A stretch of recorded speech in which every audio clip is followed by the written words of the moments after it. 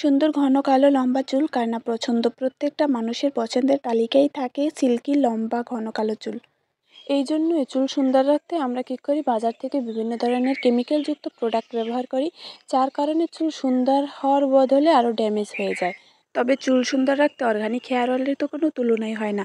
ফেসবুকে বিভিন্ন পেজে অর্গানিক হেয়ার অয়েলগুলো আপনারা পেয়ে যাবেন, কিন্তু সেখানে একটা সমস্যা থাকে, সেটা হচ্ছে সেখান থেকে কিনতে গেলে অনেক বেশি দাম পড়ে বা খরচ পড়ে যায়, যেটা আমাদের অনেকের বাজেটেরই বাইরে থাকে। তো এই জন্য আমি আজকে একটা ভিডিও তৈরি করেছি, যেটা দেখলে আপনারা নিজেরা ঘরে বসে অল্প খরচে অর্গানিক হেয়ার অয়েলগুলো তৈরি করতে পারবেন। আমি কোনো রকম কোনো সিক্রেট রাখিনি। সো যদি আপনার লম্বা ঘন কালো চুল পছন্দ, তাহলে অবশ্যই ভিডিওটি মনোযোগ সহকারে দেখবেন। আশা করি আপনার একটু হলে উপকারে আসবে। আর যদি মনে হয় ভিডিওটা আসলেই উপকারী, তাহলে প্লিজ একটা শেয়ার করে অন্যদের দেখার সুযোগ করে দেবেন, যেন ভিডিওটি দ্বারা অন্যরাও উপকৃত হতে পারে। একদিন কষ্ট করে যদি আপনারা এই তেলটি তৈরি করে নিতে পারেন, তাহলে বেশ কয়েক মাস আপনারা নিশ্চিন্তে তেলটা ব্যবহার করতে পারবেন। আজকে কিন্তু তেল না, আমি হেয়ার প্যাকও তৈরি করব।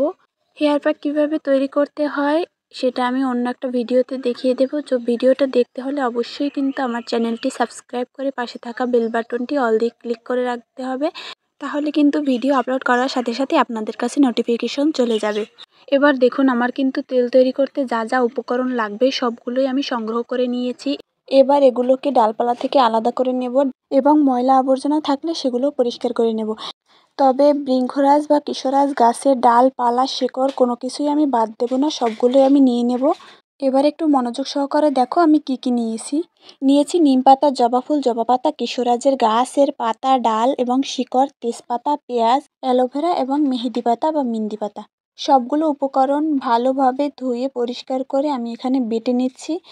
একদম মিহি করে বাটতে হবে এমনটা কোনো কথা নেই।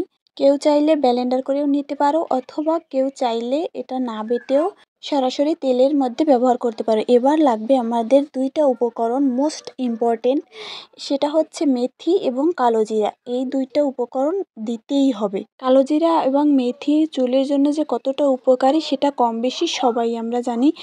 আমি মেথি এবং কালো জিরা একসাথে আধা বাটা করে নিয়েছি।